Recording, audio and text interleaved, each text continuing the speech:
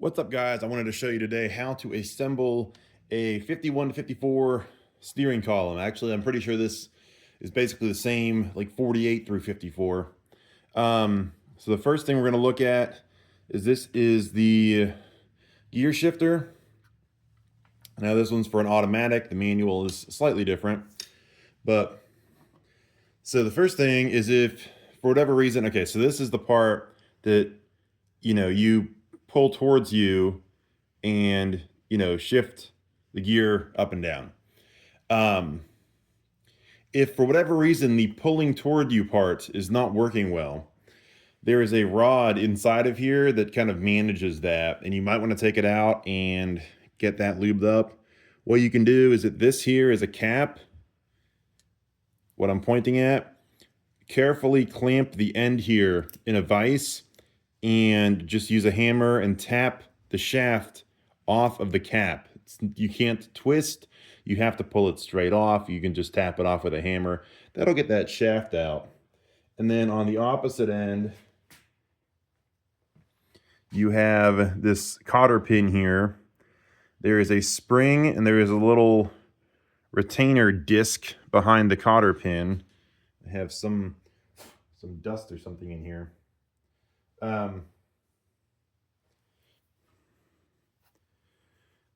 You can see how there's that little disc right behind the cotter pin. Once you take the cotter pin out, you can push that down and lift up with a punch or something and get the spring to kind of like get that disc out if you want to clean the entire thing thoroughly. And in other words, you do that repeatedly and eventually the spring will kind of like hammer it out. Otherwise, because there's no real way to drive that out. So in terms of the actual assembly here, oh yeah, so inside you'll find a rod with a couple rubber spacers on it. Of course, you have to keep the spacers. That keeps the rod from vibrating, hitting the inside of this tube. So once you have that assembled with that cap on and the rod inside, and at the end here, they spring. You can actually see the spring somewhere. It's here. Just barely. I don't think you can really see in that gap, but there's a spring in there at the end of the rod, and then you have the disc and the cotter pin. Other than that, the assembly is that you take, let me clarify here. Okay, this is the inside of the car. So then you have this piece. You have this piece. This is a reproduction that I made out of carpet underlayment, 40 weight. A lot of times these get damaged. This is the gasket here to keep crankcase vapors and things from leaking into the cabin through this hole. Then down here, you have this piece that is just sliding around for now. There is a washer. You have this piece that is held in with a pin, pretty easy to drive on. And then you have this piece here. And you can see there's all these splines, and that's to accommodate this thing sliding back and forth without twisting. And it might look like this is just clamped in an arbitrary place, but actually there's a notch in the splined shaft here so that you can only slide it on here and get the bolt in. So that's actually quite easy to do. This thing here on the end is threaded for whatever reason. You can just set it to a moderate adjustment there, and that'll get lined up with a bracket later. Next, we're going to take a look at the steering column shaft. So, well, as you saw in the previous one, you want to lubricate all of these moving surfaces. I am using this yellow factory lubriplate. Nobody else really has that. You can just use like white lithium grease or something for a lot of these sliding joints and things. There's also, I should point out, on the shifter rod assembly here, that is an oil hole. It's also on the manual transmission cars. So you can drip some oil in there and lubricate that from time to time when it's installed on the car. And everything else you can pretty much just lubricate externally. Like the stuff that'll get dirty in use, you can lubricate externally. On the steering column tube here, you have this bearing You can wash out the old grease and just pack new grease in. I like to use number 2 wheel bearing grease, red and tacky. Apparently there's some way to remove this bearing, but I have not tried to, and it shouldn't really be necessary. You also have this sort of bearing. It's a sleeve that's pressed in, and there's this cloth, this woven cloth in the middle. I soaked this in oil. I'm not really sure if that's the thing to do. You could probably just leave it dry and it would be perfectly fine. Also, I think I have this installed wrong. It's supposed to be flush with the front, not with the back. Or, no. Well, it's flush with the front right now. It's supposed to be flush with the back, so let me shift that. All right, I got this bearing moved around. If you need to shift this bearing around, I just took a socket. This happens to be a 1-inch. I think that's a 12 point. I'm going to look stupid if it's a different number of points than 12. But that'll just go on over, either side of this. And you can press it in or out. This is way too weak to be like hammering on it. Anyway, what we do, I wanted to show that, but actually the next piece we're going to use is we're going to install the shroud onto the shifting, column assembly. Okay, guys, next there is a really awkward and weird assembly step. So I know it looks like there's a lot of stuff going on here, but I'll walk you through it. So we took our shifter column, and what I did is I just stuck that inside of this shroud, or I should say I slid the shroud over it. Important, that has to stick up through the shifter hole. Next, you take the steering column, slide that down through. Then once that gets near the end, you have to make sure that it passes through this and this. Make sure, I guess maybe you could put them on backwards and upside. They would have to be backwards and upside down. So make sure they're not. You can see on this one, there's actually countersinks for the holes. So that's one way you can tell. And it's also, this is the firewall, and this is like the angled clutch cover is why that's shaped like that. So, and then there is actually a hole in the steering column. So you align the steering column rotationally so this hole lines up and this piece will engage in it. Also, aligning the steering column correctly rotationally. Now, there's play in here, so these aren't lining up exactly, but basically this needs to line up with the shifter column there. I just have some wire holding this in place for right now, but what you want to do is take your U-clamp and a pair of lock washers, and this one you can go ahead and just clamp this down 100% because this is a sliding fit on this shaft and it's indexed on here. So we're going to go ahead and tighten this U-clamp down. Okay, now that our U-joint is properly installed, not U-joint, U-bolt is properly installed, we want to get this here into that. Sometimes this can cause you problems just because it's sort of tight fit in here and you might have this cloth come out. A lot of times that can be remedied by just pushing the cloth in a bit too far and kind of having your thumb on it here so that it sort of has a, if it goes a little too far, it'll extend past the other flange and kind of, extend out a little bit on the sides and kind of give a, like a chamfer. That's not the word, a radius to get that shaft to kind of slide in there nicely. As you can see, this is clamped in the vise. So what's actually going to happen is that this and this are going to slide up, and this is staying stationary. This is important if you care about the appearance of the shroud here. If you don't, then you can just do it on the workbench or whatever. All right, so I got this installed. As you can see, it's not perfect, but it'll be good enough. You can also, you can take like a pick and try to like shove this in there. Things like that, but it's only going to get so good sometimes. And you don't want it to be like sticking out like crazy because it might work itself out if you do that. You can also wiggle this side to side and see what actually moves. We can see that that is moving inside of the braid there. If the braid itself is moving, then I would be more concerned. But if this is sliding inside of it, then it really shouldn't work out. You know, the figure of speech, it will work out because it won't work itself out. Anyway, then immediately after that, I went ahead and installed this one screw. You want to install this screw where these two end up aligned. And let's see. Yeah, next we're going to bolt some more stuff on. What do you have thought? So the next thing we're going to do, let me grab some parts here.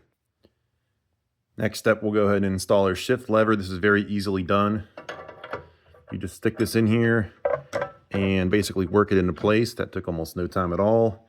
And there is a pin and a 3/32 cotter pin that we use to keep this in place.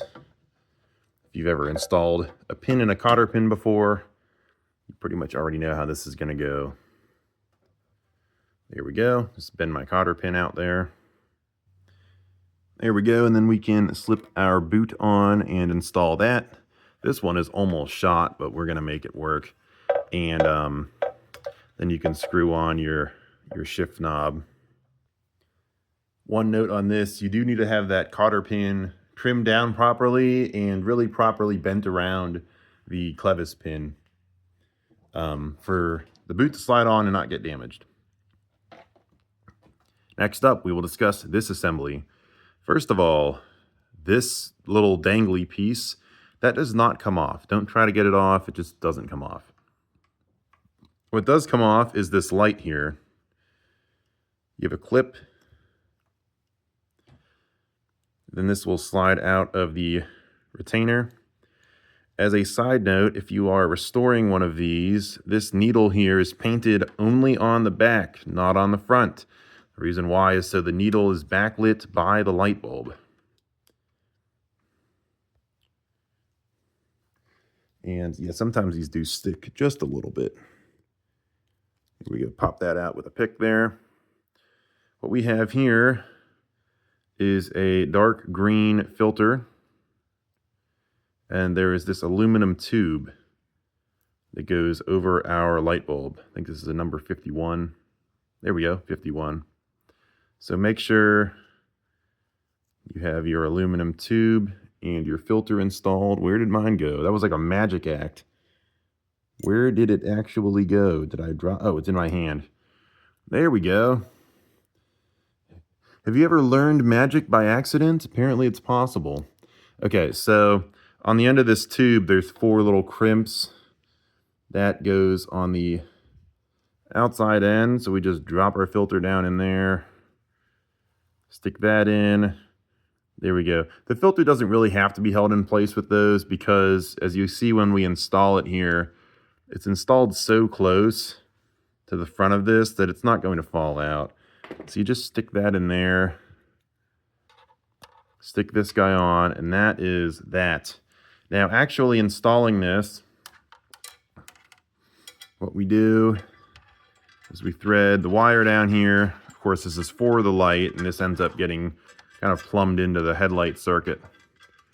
And I've never had so much trouble with one wire before. Might have to do this off camera. If this gets any more ridiculous. Problem is this wire is not really straight.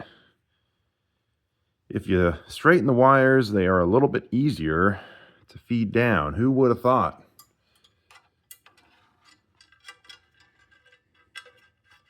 There we go. So this goes through this gap as you would have imagined. Now there is a special shoulder bolt here. So on this shoulder bolt, you have both a wave washer and a split ring washer. I'm stacking them up on the bench here. I'll show you in half a second. Here we go. So you have the wave washer down there, you have the split ring up there. If you don't know what they are, if you need them or whatever, they are just in the parts book. You can check what they are there for the right sizes. The wave washer is so this thing doesn't have any play. Of course, the lock washer is to actually keep the shoulder bolt in place.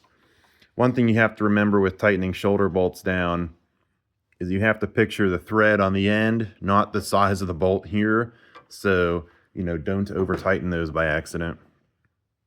So for this situation, we have, actually this is sort of in the way because we have to hook a spring on there. This spring, yeah, that'll have to be pushed down a bit. That hook's on there. Let me do that real quick. All right, I got that pushed down into place by basically just hitting with a screwdriver here with a good amount of force and wiggling this back and forth, repeating that a couple different places. Didn't have to trim it down or anything, just able to kind of shove it back in place.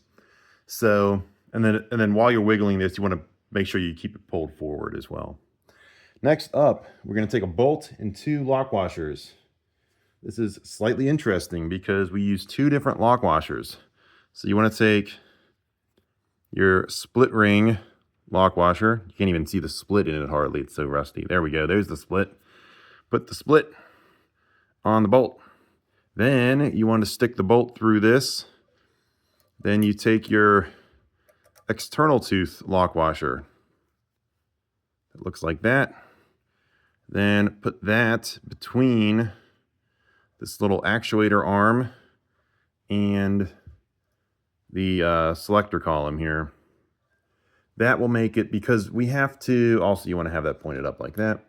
Let me clarify. So this and this need to point basically the same direction. We adjust the alignment of the shifter and this thing using this bolt here. So that external tooth lock washer keeps this aligned with the selector column, shifter column. So we're just going to going to tighten that gently for now. When we get our lens back in, which I guess we could do right now, I have my housing here. Of course, I forgot where I put my actual lens at because I do that sometimes, but oh well. We can just pretend if it were there, what we would do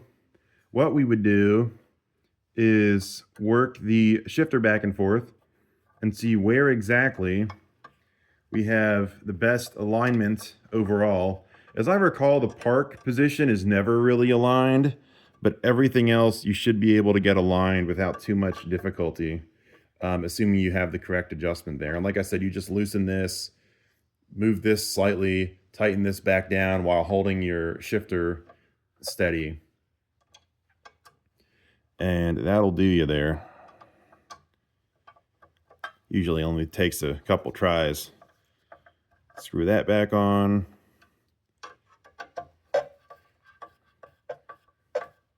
Yeah, we're just going with the bezel elite here, guys. Yeah, definitely. Next up, we're going to install our turn signal assembly. So for this here, there is this this nut back here that you want to make sure it's tight. You have this lock washer on here that should keep it tight, but if not, tighten it back down, put some Loctite on the threads. For this itself, as you can see, it's packed with all this factory lubricant. You can just test the operation. Click that up, click that. To me, it works perfectly fine. I mean, I could probably lubricate it some more, but you know, what's the point? So we're gonna stick this down in there. And then there's 4 self-tappers we're going to install. And these hold the turn signal assembly to both the shroud and the steering column. So it helps attach the shroud to the steering column as well. You know, if my holes would be aligned, there we go. All right, I got those 4 screws installed, and you also just want to do a final tighten on that 5th self-tapper, the one that we put in many steps ago. Now we're going to install our wiper control. What I like to do for this, you know, as I was saying in the beginning of the video, lubrication is important. For this, I will take a spindle oil like ISO 10, not to be confused with number 10 motor, not to be confused with number 10 motor oil. That's a lot thicker. I mean, you could probably use that as well, but ISO number 10 is very thin. And I'll just kind of coil this slightly like that, and that'll kind of open some gaps up in here. That oil will flow in. I'll just let it soak for a few seconds, pull it back out, wipe the excess off the outside, and that actually makes it very good. Very good lubrication performance there. So we're just going to slide this in from the front side, and then you kind of have to work it to fit in this hole here. Of course, you can look down the front of the tube to see where it actually is and the alignment, and you can twist the cable in your hand to get it aligned better. If it were... It's almost there. Oh, come on now. I went a little bit past it. It's normally not that hard to do. Clamping it in the vise with it down like this is maybe not the best idea. And of course, everything takes twice as long when you are trying to record it for an audience, because the world just hates you. That's how it works. So, okay, I can see it right there. There we go. Once you see it pop through there, you can just grab onto it. Nice. Of course, the advantage of having it down is that gravity will sort of hold it in place. So there's a special washer and a special lock nut. That's the washer. It's basically a normal washer with just a chip out of it to index it. That's so the washer doesn't spin. And then you have our decorative lock nut here. As you can see, there's two grooves cut into it to help tighten it up. So we're just going to place those components on, tighten them down. And then the last thing is we have our knob here to disassemble this or reassemble, whatever. This actually just pops right off. You just stick your fingers behind it and just pop. And to put it back on, obviously just push it back on. It's like the one knob in the car that you can actually do that. Pretty much everything else has like a hidden release or a set screw or something holding it on. But no, this one literally just pops off. Okay, I have the video brightened up a little bit. I know it's washed out, I'm sorry. A common question: how do I tighten these stupid nuts that have this split design? Answer: take 2 flathead screwdrivers. Stick one on one half of the nut. Stick the other on the other half. Obviously, you want to be careful that they don't slip off. You're going to hold one with both hands. And with both hands, tighten. That will have both screwdrivers impart the torque and properly tighten the nut. Also, I forgot to mention earlier that washer is actually made from cork. Why is it so special? I don't know. Can you just delete it? Yeah, probably. Or if it's missing, I wouldn't even worry about putting another one on. So we'll just stick that on there. There we go. Working good. The last thing we're going to do is attach our bracket for our reverse light switch.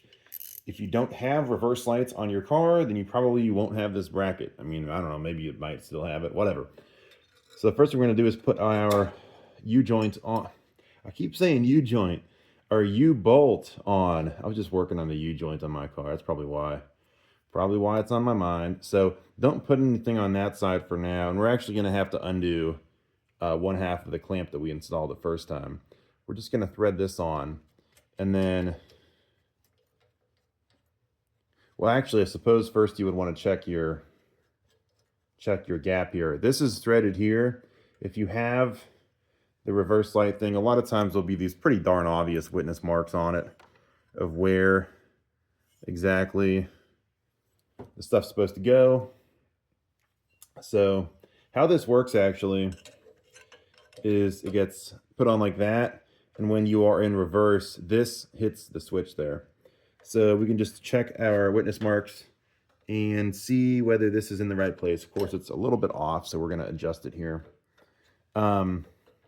If you need to spin this thing up and down, we're just going to loosen this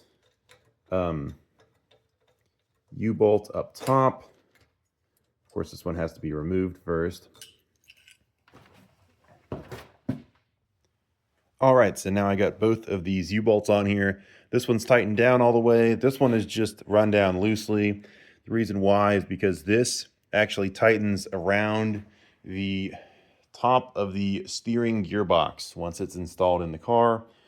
So yeah, just leave these loose. When you want to actually install this, what you want to do is first install the steering gearbox if it's out of the car, but you want to basically install the steering gearbox with one bolt so that it can hinge up and down. Obviously, don't connect the pitman arm yet.